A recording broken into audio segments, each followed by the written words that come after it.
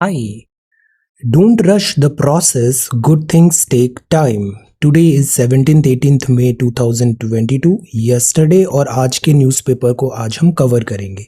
Quiz session और group class जो Google Meet का है उसका मैं शाम तक कंफर्म करता हूँ। I am still having difficulty in speaking. Okay, so let us cover all these important topics. See, agriculture quiz number 20 के आंसर्स हैं। Yellow revolution is related to oil seed production.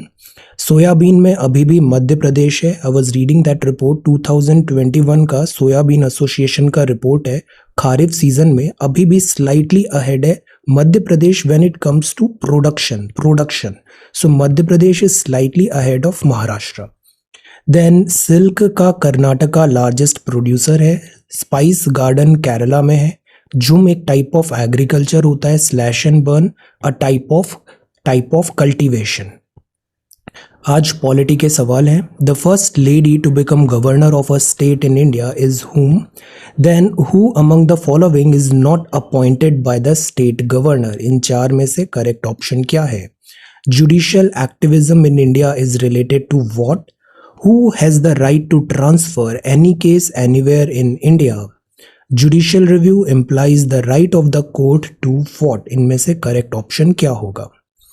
आज की वोकैबुलरी है disconcerting मतलब चिंताजनक।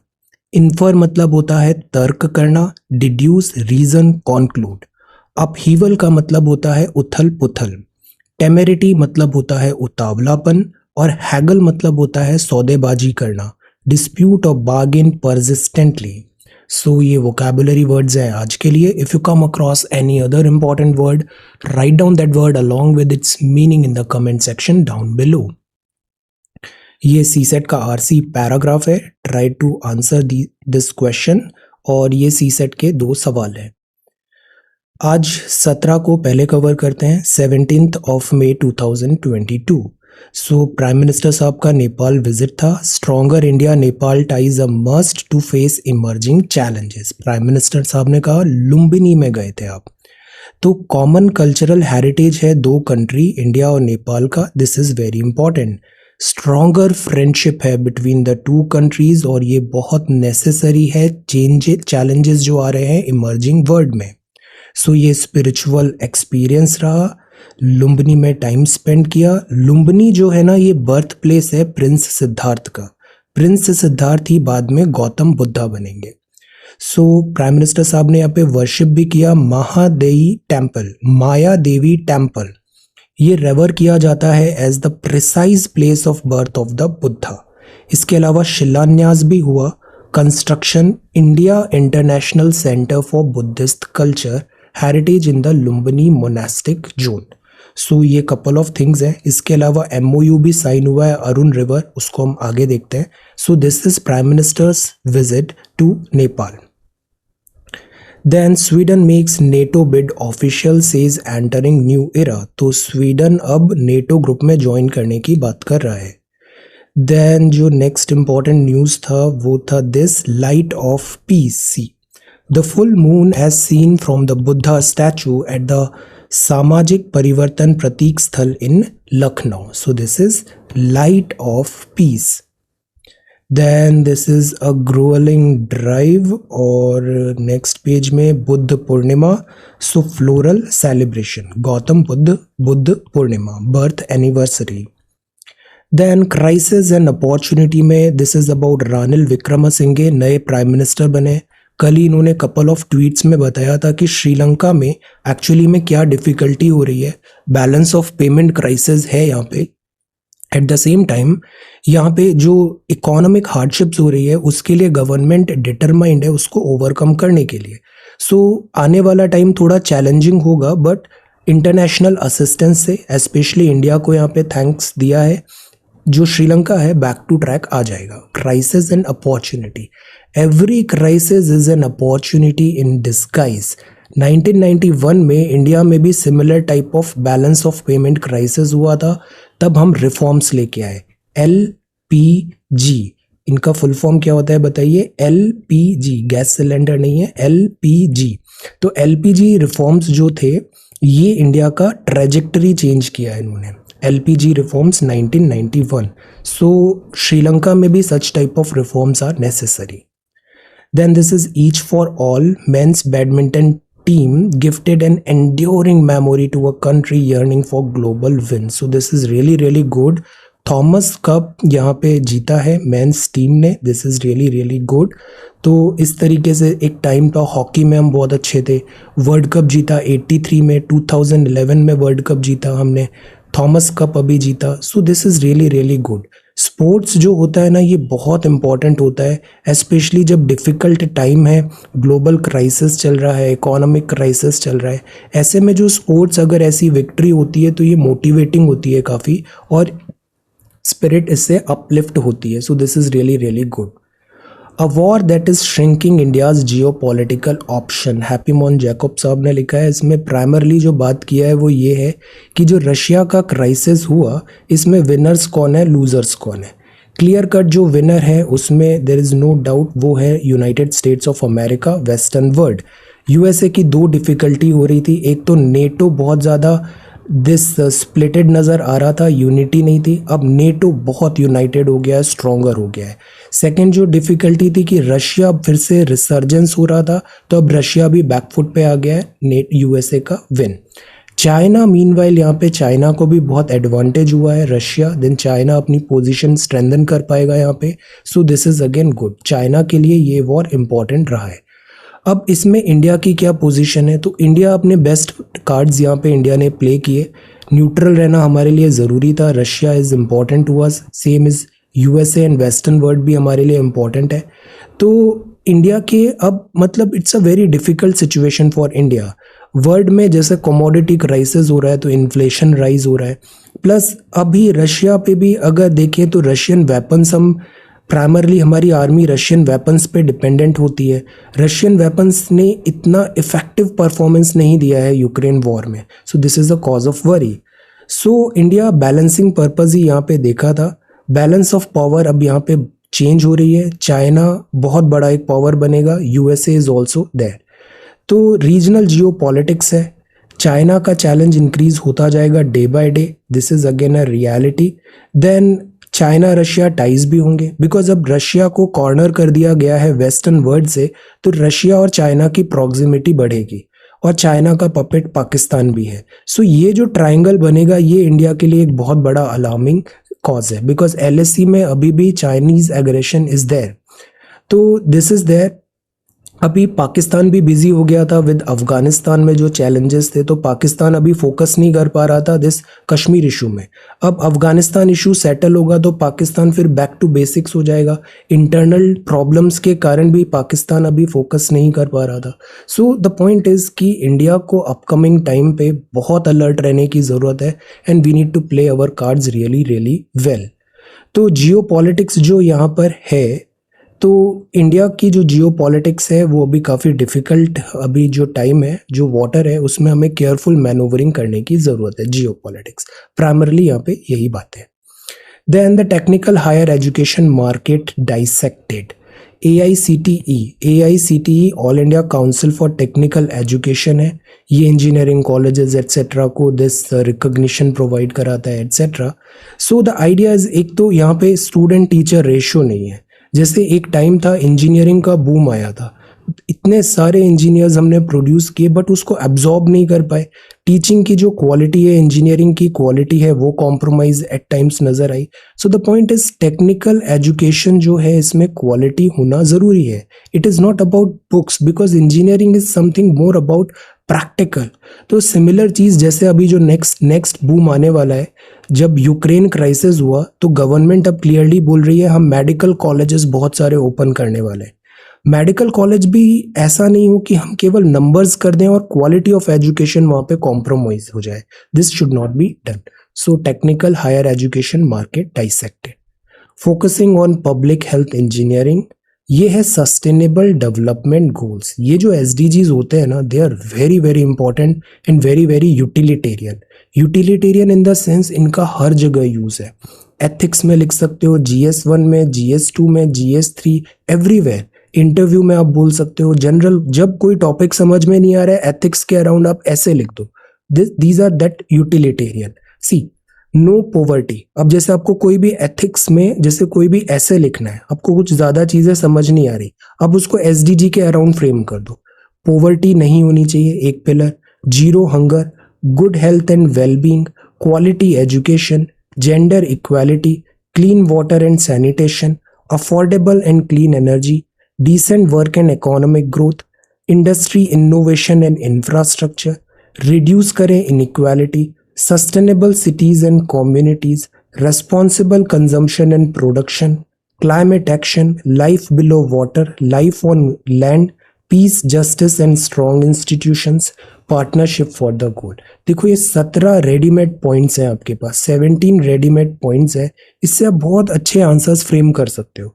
और जैसे basic structure of the constitution है ना, ऐसे ही ये जो 17 पॉइंट्स है ये यूनिवर्सली वैलिड है। इंडिया ने भी एसडीजी को अडॉप्ट किया है, कमिटमेंट दिखाया है। सो द पॉइंट इज हम को ये 17 पॉइंट्स बहुत टिप्स पे याद होने चाहिए और इनको एज एंड व्हेन रिक्वायर्ड जैसे ही मौका मिले हमें अपनी आंसर राइटिंग जो भी यूपीएससी पर्पस हमें दिख रहा है, interview etcetera, we can use these 17 readymade points, sustainable development goals. Okay, so this is SDG.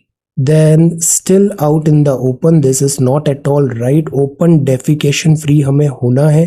2019 में ये बात हुआ था। 36 states union territories were declared open defecation free.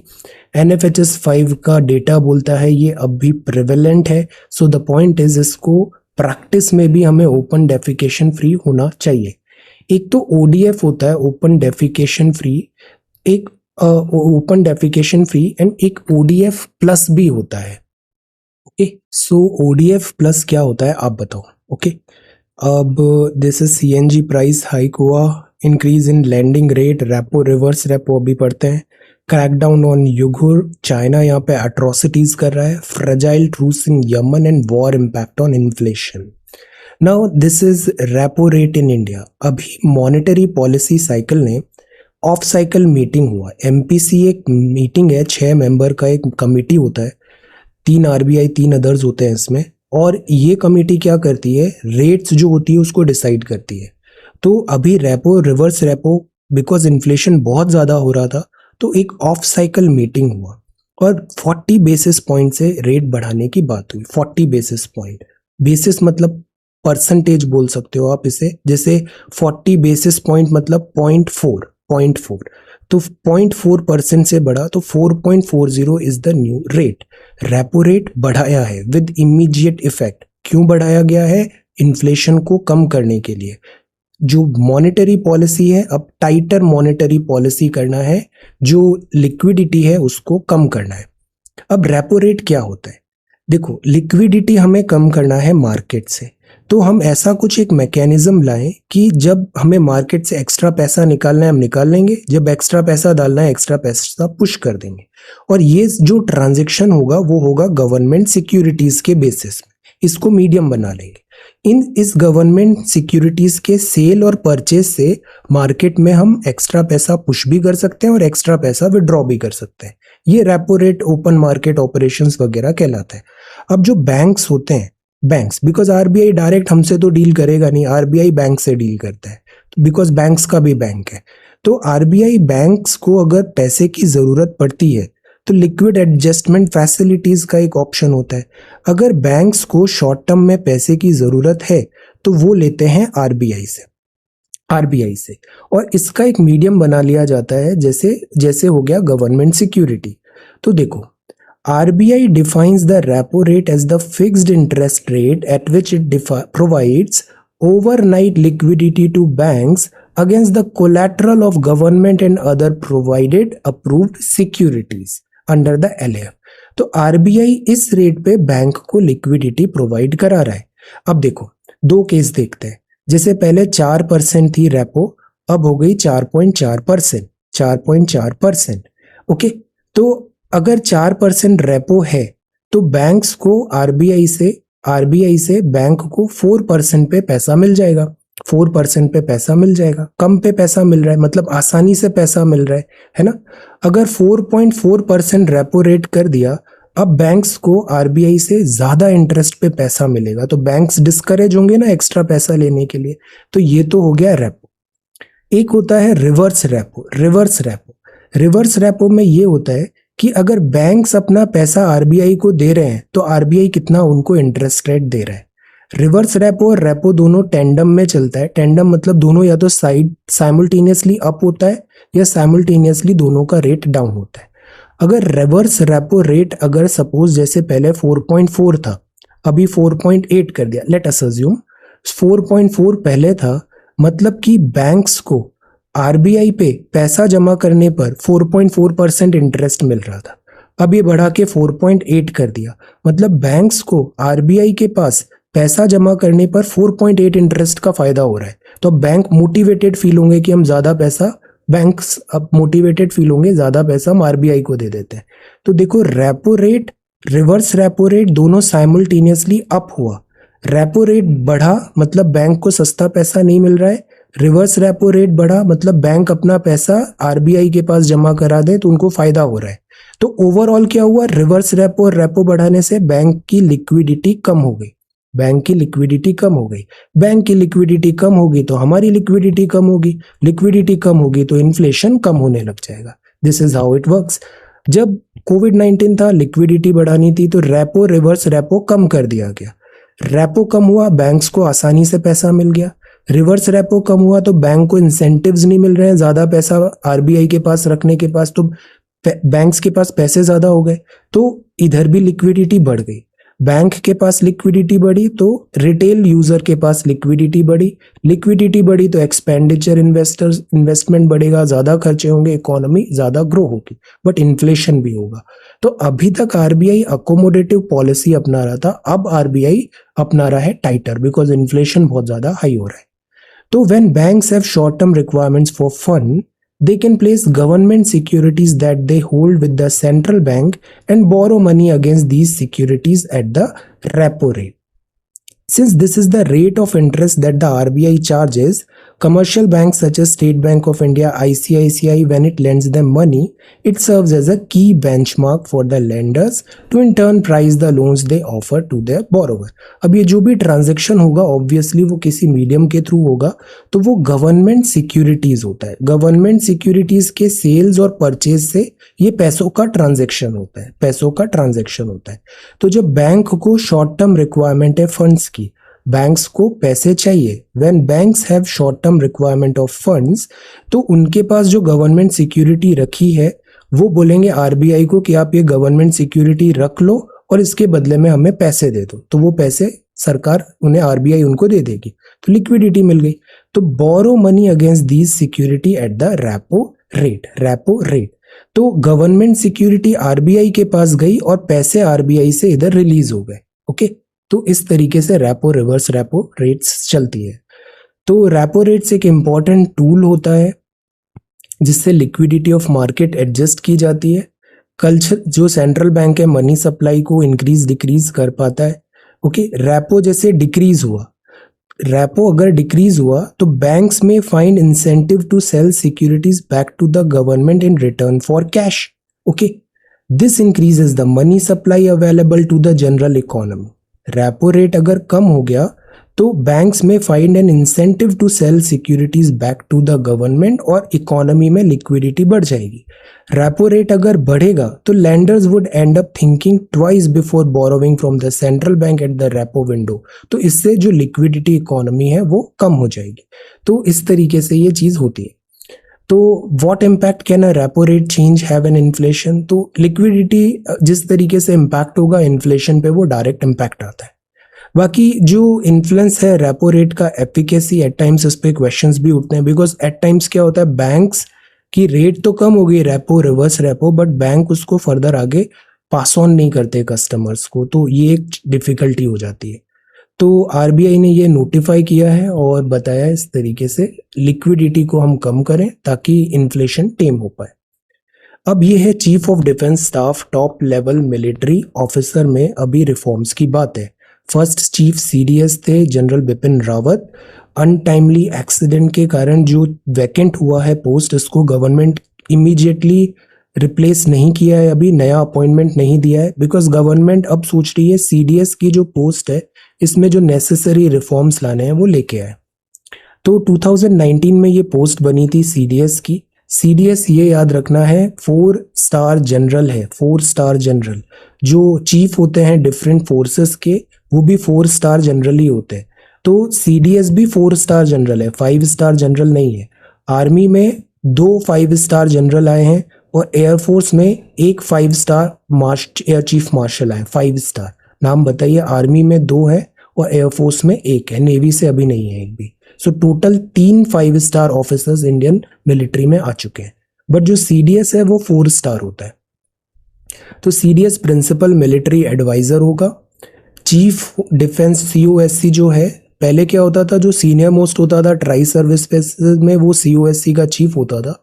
अभी सीडीएस को परमानेंट चीफ बनाया गया था। इसके अलावा डीएमए बना, 5th department ministry of defence में सीडीएस इसके सेक्रेटरी थे। तो सीडीएस का प्राइमरली जो पर्पस था वो था jointness, operation, logistic, transport, training, support services, communication, repair, maintenance of 3 services. मतलब डुप्लिसिटी नहीं हो, जॉइंटनेस, कोहेसिवनेस ज़्यादा है। प्रिंसिपल मिलिट्री एडवाइजर थे डिफेंस मिनिस्टर के, और एडवाइस देना था, ये सब काम सीडीएस के थे।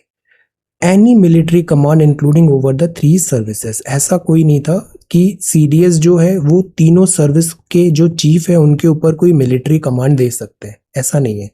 यहाँ जो तीनों चीफ हैं वो सुप्रीम है अपनी फोर्सेस के, रेस्पेक्टिव फोर्सेस के। सीडीएस ऐसा नहीं है कि वो उन तीनों चीफ को कोई मिलिट्री कमांड दे सकता है। It is more like just like advisory function. Okay, CDS is also meant to bring about synergy and optimize procurement, training, logistics, restructuring of military commands, optimal utilization, ये word आजकल बहुत use हो रहा है फौज में, optimal utilization of resources, jointness law, out of the area contingencies है उसको प्लान आउट करो, humanitarian assistance and disaster relief में वर्क करो, स्पेशलाइज्ड ट्राई सर्विस डिवीजन बनाओ, जैसे नेचर ऑफ वॉर फेयर जिस तरीके से चेंज हो रहा है। एम्बिशियस एजेंडा था, 75 ईयर्स के बाद ऐसा कोई बड़ा चेंज आ रहा है हमारी फौज में। सो अभी जो पोस्ट वैकेंट हुआ, गवर्नमेंट इसको राइट नाउ अभी इमीडिएटली फिल नहीं कर रही है और इसको एज एन अपॉर्चुनिटी ले रही है कि और जो नेसेसरी रिफॉर्म्स या रिफाइनमेंट इस पोस्ट में ला सकते हैं सीडीएस में, इसके रोल एंड ड्यूटी में, उसको अभी लाया जाए before appointing a new CDS. सो ये चीज है कि और क्लियर कट डिफाइन कर पाए हम सीडीएस की पोस्ट को। This is sands of time और दिस इज एससीओ का terror meet starts official from China, Pakistan, Russia and Delhi. Iran क्या मेंबर है एससीओ का, यस और no? Border villagers migration a worry, now this is a problem. जो border area है ये बहुत थिनली पॉपुलेटेड होते जा रहे हैं, थिनली पॉपुलेटेड। तो this is not right, because अगर पॉपुलेशन वहां पे रहती है तो वो ज्यादा बेटर सेफ गार्डेड होते हैं। India and French navies jointly patrol Indian Ocean. Then this is Corbevax 250 रुपए की हो गई है। Monsoon advances over Andaman island, इस बार मॉनसून जल्दी आएगा। कोविंद अपने प्रेसिडेंट साहब, first Indian president to visit Jamaica. International museum day events begin, this is really good. अगर आप दिल्ली में हो तो एक तो नेशनल म्यूजियम आपको जरूर देखना चाहिए, एक साइंस म्यूजियम भी देखना चाहिए, national gallery of modern art भी टाइम मिले तो जरूर जाना है, स्पेशली 2023 बैच एक बार जरूर जाओ। त्रिमूर्ति भवन में जो प्राइम मिनिस्टर जो बना है म्यूजियम, वहां भी एक बार देख के आओ। इससे आपका 1947 ऑनवर्ड पोस्ट इंडिपेंडेंट इंडिया बहुत अच्छे से प्रिपेयर हो जाएगा। आप सारे प्राइम मिनिस्टर्स का वर्क देख लो और पोस्ट इंडिपेंडेंट इंडिया आपका सारा कंप्लीट हो जाएगा वहां पे। Okay, go and see. Report flags risk of fortified rice, fortified rice से रिस्क भी एसोसिएटेड है। Then China and Finland and Sweden, Erdogan ने क्लियर किया है कि टर्की स्टैंड्स क्लियर कि वो नहीं इन होने देगा फिनलैंड एंड स्वीडन को नेटो ग्रुप में। Then this is North Korea, rate increases may not cool price gains driven by war. China's economy cools sharply on lockdown. China भी जितना परफेक्ट पिक्चर दिखाता है एक्चुअली वैसा है नहीं, there are so many cracks. Tea plantation activity hit by coal post spike, high inflation में spur gold demand as hedge, gold and dollar ये दोनों महंगा होगा, बिकॉज जब भी डिफिकल्टी आती है, फाइनेंशियल डिफिकल्टी, लोग सेफर ऑप्शन की तरफ बढ़ते हैं। और सेफर ऑप्शन दो ही होता है, या तो डॉलर स्ट्रॉन्ग करेंसी, या फिर gold yellow metal. Wheat export ban हो गया। Then this is never seen such camaraderie in any Indian team. This is really really good. India का this badminton team, Thomas Cup. Then this is sports. So this is 17th. Now let us quickly move to 18th of 18th May 18th. जो first news है वो Ukraine troop surrender in this Mariupol steel plant, Russia ने बताया। Rising prices hit Azadpur Mandi का sale. Then see all terrain mode, villagers carrying freshly mined sand on bullock cart in Munneru River in Andhra Pradesh. Munneru River in Andhra Pradesh. Several persons have been taken to trade thanks to high prices and shortage of sand during summer. Sand mining. Illegal sand mining is also a big cause of worry. Ecology इससे damage होता है। Sand mining पे एक सवाल भी आया था prelims में, 2019 का सवाल है, आई थिंक 2019 का। All terrain mode. See, vegetable sales have dropped by half. Then water production in Delhi down by 6 to 7%. Symbolism and beyond. अब सी कल हमने पढ़ा ना विजिट 17th पेपर में एडिटोरियल टेक है, तो न्यूज़पेपर ना इस तरीके से वर्क करता है। न्यूज़पेपर में ना हम स्टैंड अलोन नहीं होता कि एक ही वीडियो देख रहे हैं, उसी में सब नॉलेज भी गेन कर रहे हैं, ओपिनियन भी फॉर्म कर रहे हैं और कंक्लूजन भी ड्रॉ कर रहे हैं। ये अच्छी स्ट्रैटेजी नहीं होती, बिकॉज न्यूज़ जो होती है वो हमेशा लेयर्स में डेवलप होती है। अगर आप एक ही वीडियो में उसको कंप्लीट कर रहे हो देन उसमें शॉर्टकमिंग्स हैं। So that is why newspaper का कोई ऑल्टरनेटिव नहीं है। इसमें हर चीज़ हम लेयर बाय लेयर सीखते हैं जैसे जैसे न्यूज़ प्रोग्रेस होती है। तो कल हमने जैसे ये न्यूज़ देखा 17 में प्राइम मिनिस्टर का विजिट, अब हम इसमें देखते हैं इसमें क्या डिफिकल्टी थी। तो ये एडिटोरियल टेक है, अभी कुछ ही दिनों में एक लीड आर्टिकल भी आएगा। तो this is a very good strategy. Newspaper से एक तो डिसिप्लिन भी बनता है, which is again really really good and important. तो symbolism and beyond, prime minister का जो विजिट है यूजफुल है, बट पर्पस क्या इससे लिमिटेड रहेगा। बुद्धा जयंती में प्राइम मिनिस्टर यहाँ पे गए, देन गौतम बुद्धा का बर्थ हुआ, Nepali counterpart led the foundation, Indian international centre for Buddhist culture Lumbini में मोनास्टिक जोन में हमने किया। तो ये चीज़ हमने कल देख ली। अब ये अच्छी भी चीज़ है, इससे बहुत सारे बेनिफिट होंगे। It could be a harbinger of a focused development of the area into a tourist and cultural hub for pilgrim and other visitors. Really good. Then ये जो विजिट है ये कोइंसाइड हुआ MOU साइन हुए, memorandum of understanding Arun 4 hydro power project का, electricity hydro power. So this is really really good. जो relations में थोड़ा डिफिकल्टी आया था इन पास सम टाइम, उसको भी हम आयरन आउट कर रहे हैं। तो प्राइम मिनिस्टर साहब ने यहाँ पे हाईलाइट किया नेपाल के साथ मैट्रिमोनियल अलायंस होते हैं, रोटी बेटी का रिश्ता बोला जाता है इंडिया नेपाल को। सो दैट इज वाई ये जो कल्चरल टाइज हैं, पीपल टू पीपल कनेक्ट है, ये बहुत स्ट्रांग है। स्पेशल रिलेशनशिप है हमारी नेपाल के साथ। Treaty of peace and friendship sign हुआ था 1950 में। तो ये जो स्ट्रेन हुए रिलेशनशिप, तो द पॉइंट इज जो बॉर्न होमी है इंडिया उसको मेंटेन रखे। रिलीजियस डिप्लोमेसी एम्फेसाइज करती है स्पेशल रिलेशनशिप को भी। देन इसके अलावा जो सिंबॉलिज्म है उसके साथ साथ एक्चुअल इकोनॉमी भी होना चाहिए। एक्चुअल इकोनॉमी, पैसे, डेवलपमेंट, ये चीज़ भी होना चाहिए पार्टनरशिप में। Economic and Jio political issues, तो ये सीमेंट करेगी सिंबॉलिज्म को। तो गवर्नमेंट को यहाँ भी वर्क करना चाहिए कि कॉन्क्रीट डेवलपमेंट हो नेपाल के साथ, ताकि एक विन विन सिचुएशन हो, सिम्बायोटिक रिलेशनशिप हो। यहाँ पे यूटिलाइज करें return of bone Homi, focus करें वर्क रिलेटेड इंफ्रा में, हाइड्रो में, ट्रांसपोर्ट में, कनेक्टिविटी में। एडजॉइनिंग स्टेट्स हैं उधर भी बेनिफिट हो हमारे इंडियन स्टेट्स को भी। Symbolism after all is useful only to a certain extent. So the point is messaging अच्छा हुआ, स्टार्ट अच्छा हुआ, अब इसको नेक्स्ट लेवल पे जाके economic and development, Jio political ties को स्ट्रॉन्ग बनाने में इस प्लेटफॉर्म को हम यूज करें, नेक्स्ट लेवल जाए। सो दैट इज इंपॉर्टेंट। यहाँ लिखा है इंडियन स्टेट्स नेबरिंग नेपाल। तो आप बताओ कितने सारे स्टेट्स हैं इंडिया के जो नेबर करते हैं नेपाल को। ओके, नेपाल को इंडियन स्टेट्स जो नेबर में है नेपाल। बाउंड्री शेयर करते हैं। ये थॉट एंड एक्शन, ये शशि थरूर साहब का आर्टिकल है, काफ़ी अच्छा पॉइंट्स यहाँ पे हैं, बहुत अच्छा आर्टिकल है ये। आर्टिकल में प्राइमरली लिखा है कि जिस तरीके से डी ग्लोबलाइजेशन हो रहा है, which is not right. Collectivity अगर नहीं होगी, ग्लोबलाइज्ड वर्ल्ड नहीं होगा, तो हमारी जो प्रोग्रेस है वो स्टॉल हो जाएगी।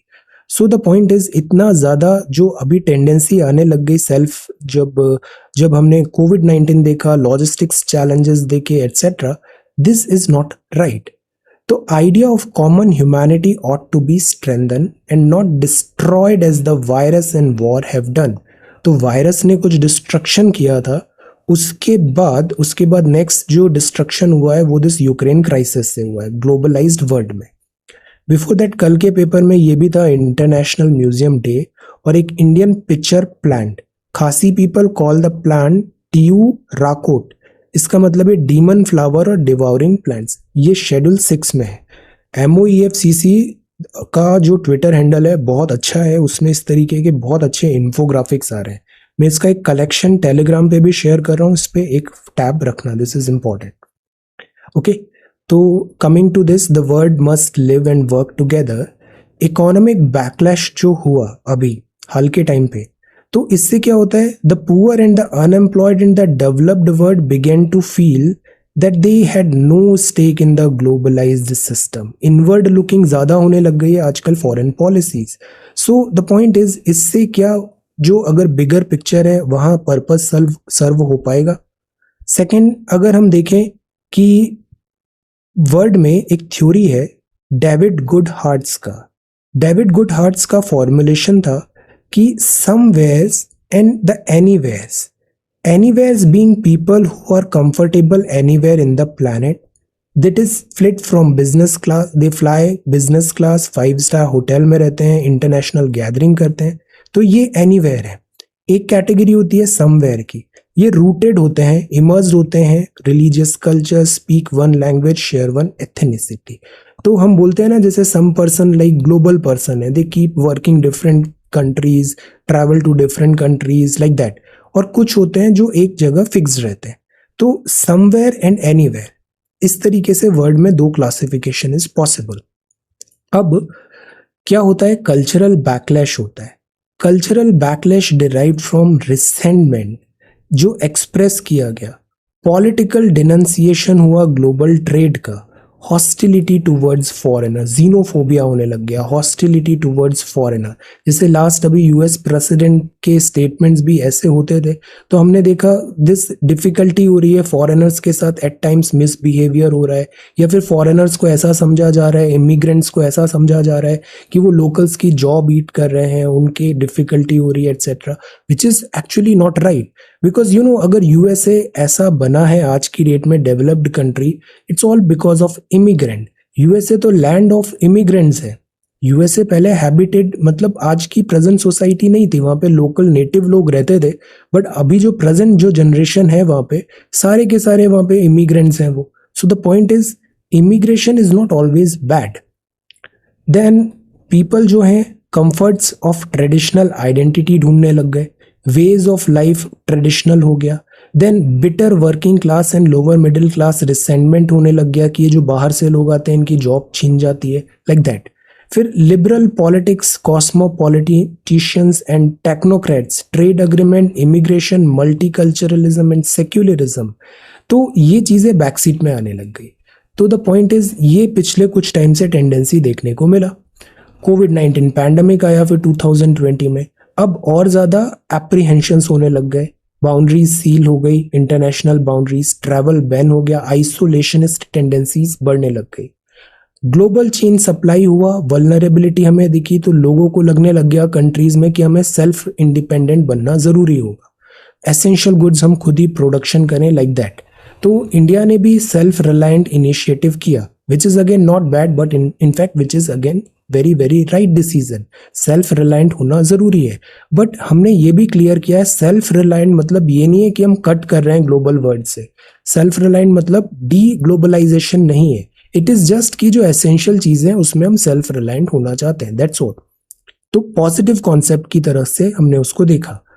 रशियन इन्वेजन ऑफ यूक्रेन हुआ तो अगेन कमोडिटी प्राइसेस का क्राइसिस हो रहा है।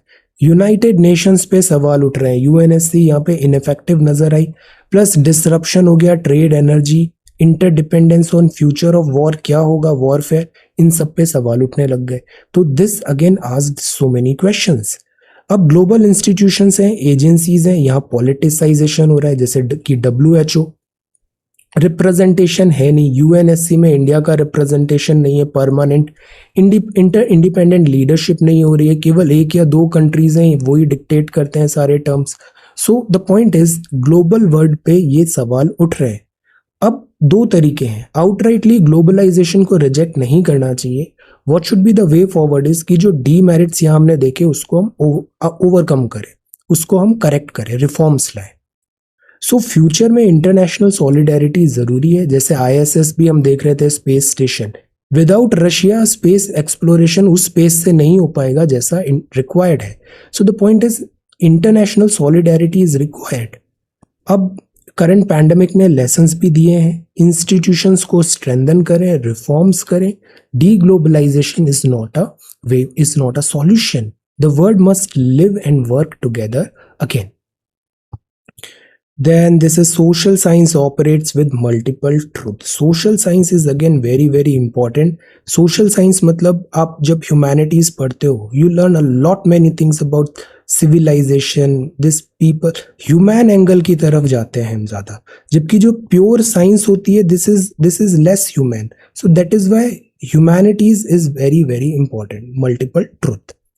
ये जो म्यूजियम है मैं इसकी बात कर रहा था, प्रधानमंत्री संग्रहालय, एक बार टाइम मिले तो इसको जरूर देखने जाना।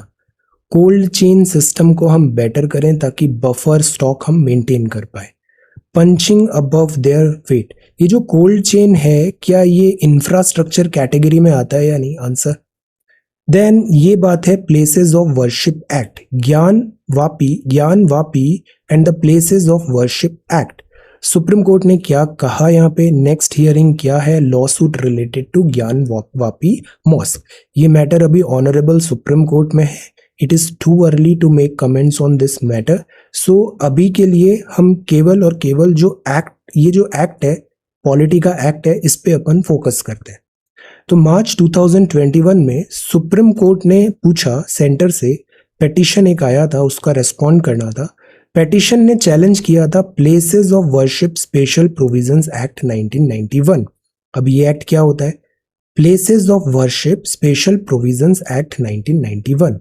ये जो एक्ट है ना, ये फ्रीज कर दिया था status of all places of worship in the country as on August 15, 1947। मतलब 15 अगस्त 1947 तक जो प्लेस ऑफ वर्शिप जो डिसाइडेड है वो मतलब फ्रीज हो गया, अब उसमें चेंजेस नहीं आएंगे। ये इस एक्ट का पर्पस था।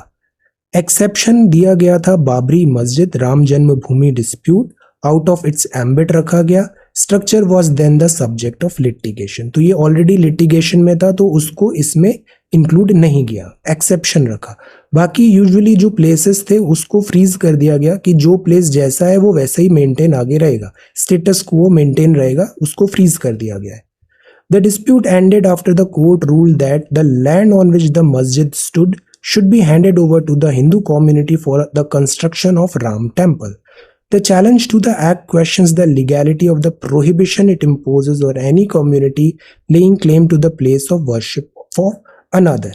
तो ये एक्ट है, इस एक्ट ने क्या कहा था? फ्रीज कर दिया था, और इसमें सर्टेन एक्सेप्शंस भी हैं। तो सर्टेन जो प्लेसेस हैं उनको एग्जेम्पशंस दिया गया। अब what has the supreme court said on the status freeze? तो सुप्रीम कोर्ट अभी इस पे डिसीजन ले रहा है। The best thing is let us wait for some time, इस पे अभी फाइनल ऑर्डर्स आने देते हैं कोर्ट के, then we will learn it further. तो सुप्रीम कोर्ट ने जैसे वाराणसी में जो डीएम है इंश्योर किया कि protection of the area Gyanvapi mosque complex where a shivling is said to have been found during the survey there. Protection of the area किसका duty बनाया? डिस्ट्रिक्ट मजिस्ट्रेट का वहां पे। तो ऐसे सवाल भी आ सकते हैं केस स्टडी में, जैसे आप डीएम हो और सपोज आप अभी वाराणसी के डीएम होते तो आप वहां पे कैसे इस चीज को हैंडल करते? Because you know this is not only about act and laws, इसमें बहुत ज़्यादा रिलीजियस सेंटिमेंट्स भी इन्वॉल्व हैं, इसमें बहुत ज़्यादा से सेंसिटिवनेस ऑफ दिस मैटर भी है। सो द पॉइंट इज यहाँ आपको बहुत स्मार्टली एंड टैक्टफुली एक्ट करने की ज़रूरत पड़ेगी कि आप जो लॉज हैं, रूल ऑफ लॉ भी फॉलो करो, एट द सेम टाइम जो सोसाइटी में लॉ, पीस, हार्मनी, ब्रदरहुड जो है ये भी आप वहाँ पे मेंटेन करो, ये डैमेज नहीं होना चाहिए। सो इस तरीके से ऐसी रियल टाइम चैलेंजेस आते हैं as a DM. So think like that कि आप वहाँ पे कैसे एक्ट करोगे।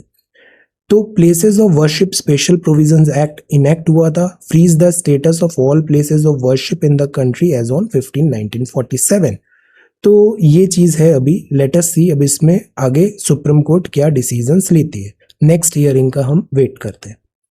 ये है boon to ban how the wheat export story changed in 2 months। See अभी वेस्टर्न वर्ल्ड इंडिया को क्रिटिसाइज करने लग गया है कि आप व्हीट सप्लाई नहीं कर रहे हो, और फिर इंडिया को अगेन लेक्चर दे रहा है which is again inappropriate, so inappropriate. पहले आपस में लड़ाई करते हैं वेस्टर्न वर्ड्स, फिर डिफिकल्टी होती है, वर्ल्ड परेशान हो रहा है, इंडिया गुडविल में प्रोमिसेस करता है हम इतना सप्लाई कर देंगे व्हीट का, then it is about goodwill, it is not about कि हमें करना ही है, it is about goodwill. India की खुद की रिक्वायरमेंट भी है और सर्कमस्टेंसेस चेंज होते हैं।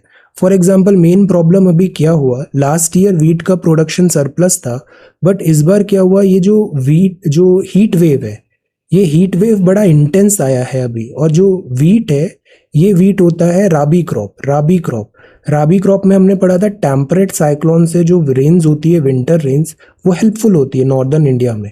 इस बार ये इतना रेंज भी नहीं हुआ, प्लस हीट वेव इतनी इंटेंस हो रही, तो 20% तक कम हो सकता है इस बार प्रोडक्शन व्हीट का। तो अगर 20% तक प्रोडक्शन कम हो रहा है व्हीट का, तो पहले हम अपनी पॉपुलेशन को देखेंगे ना। हमारी पॉपुलेशन जो है, हमारा अभी प्रधानमंत्री गरीब कल्याण अन्न योजना भी चल रही है, कोविड-19 के कारण डिफिकल्टी है, नेशनल फूड सिक्योरिटी एक्ट भी है। सो द आइडिया इज कि फर्स्ट प्रायोरिटी हमारे खुद के लोगों के लिए है, तो हम उनको व्हीट सप्लाई प्रायोरिटी में देंगे, वहाँ शॉर्टेज नहीं होना चाहिए। वरना शॉर्टेज ऑफ व्हीट के कारण क्या हुआ, इन्फ्लेशन भी होने लग गया, और फिर यहाँ पे लाइक जो ब्लैक मार्केटिंग एंड होल्डिंग भी होने लग गया इसमें कि फ्यूचर में प्राइस और बढ़ेगा, then we will release stock piling etcetera. So the point is इन सब चीज़ों को देखकर ये डिसीजन लिया गया कि अभी एक्सपोर्ट को हम बैन कर रहे हैं। जो प्रीवियस कमिटमेंट है वो फॉलो करेंगे, बट हम न्यू एक्सपोर्ट एज सच नहीं, एज अ पॉलिसी बैन कर रहे हैं, बट केस बाय केसेस में हम अलाउ कर सकते हैं। So boon to ban wheat export story changed in 2 months। इसमें नथिंग इज रॉन्ग, ये 2 महीने बहुत बड़ा टाइम होता है। हम एक्सपेक्ट नहीं कर रहे थे कि इतना heat wave, extreme heat wave होगा। पंजाब क्रॉप जो है 18 क्विंटल पर एकड़ से प्रोडक्टिविटी कम हो गया है यहाँ पे, तो this happens. So the point is India self independent है व्हीट में, बट अभी एक्सपोर्ट के लिए कमिटमेंट नहीं है। Then Rajapaksa win in 2019, again free में ये करेंगे वो करेंगे ऐसा करेंगे, 2 महीने में 3 साल में कंट्री ही नीचे दिस फ्री में आ गई। सो दैट इज वाई जो फ्रीबीज होती है they are not right as an economic policy. Freebies नहीं करेक्ट होती है, बिकॉज ये इंस्टीट्यूशन को ही डैमेज कर देती है, फाउंडेशन वीक हो जाती है। So that is why there are so many lessons जो यहाँ पर है। वरना डेट ट्रैप भी एक बहुत बड़ा लेसन है। डेट ट्रैप, जितनी कैपेसिटी हो उसके हिसाब से ही खर्चे करना चाहिए डेट ट्रैप, वरना एक बहुत बड़ा डिफिकल्टी हो जाता है श्रीलंका। और ये क्लासिक स्लैप है जो चाइना का बेल्ट एंड रोड इनिशिएटिव था, वैसे भी वो फ्लॉप शो ही हो रहा है। अभी श्रीलंका का क्राइसिस चल रहा है, पाकिस्तान भी बॉर्डर पे ही बैठा हुआ है, यहाँ भी डेट डिफॉल्ट होता रहता है, लोन के बेसिस में पाकिस्तान चल रहा है, नेपाल में भी अगेन डिफिकल्टी हो रही है। So why did the Rajapaksa win in 2019? Economic policy. Stagflation है, स्टैगफ्लेशन मतलब इन्फ्लेशन है तो एम्प्लॉयमेंट भी बढ़ना चाहिए, बट एम्प्लॉयमेंट नहीं बढ़ रहा है, तो that is stagflation. Then it is Navy's primary objective to keep Indo-Pacific safe। एक बहुत अच्छा यहाँ पे कीवर्ड डिफेंस मिनिस्टर ने यूज किया, वो है इंडो पैसिफिक। अभी तक हम बात करते थे केवल इंडियन ओशन की, अब हम बोल रहे हैं Indo Pacific. Learn this word, Indo Pacific. Blue water navy बनना है हमें, ब्लू वाटर नेवी। इसका मतलब क्या होता है, tell. G7 likely to increase pressure to reverse। अब सी हमें लेक्चर दे रहे हैं, G7 so called well developed advanced economies of the world increase pressure to reverse wheat export ban. India ने कहा गुडविल में वी विल सेंड बट इस तरीके से we will not. So this is that. अब this is news page number 11।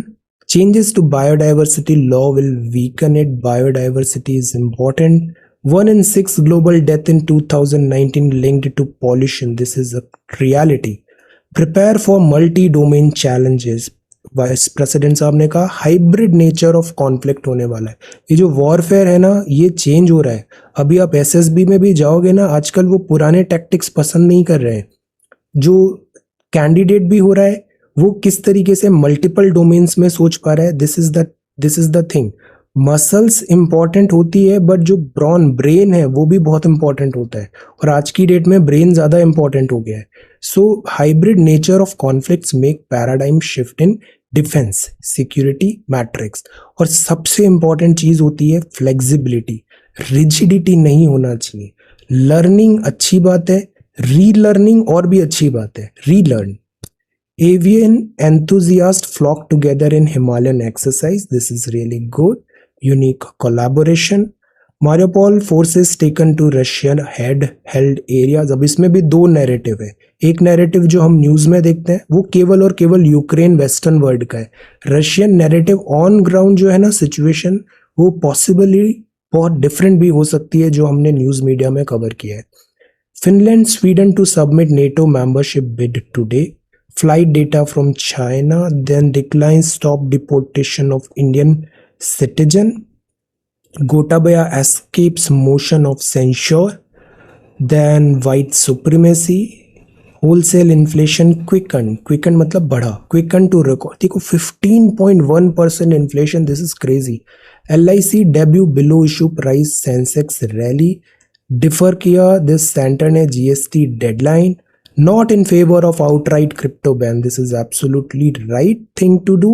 Crypto ban outright नहीं होना चाहिए। जो टेक्नोलॉजी है वो बहुत अच्छी है बट इसमें सर्टेन रेगुलेशन इज रिक्वायर्ड। जैसे देखो लास्ट फ्यू मंथ्स में क्रिप्टो कितना ज़्यादा डाउनफॉल हो गया है, क्रिप्टो का क्रैश हो रही है सारी क्रिप्टो करेंसी।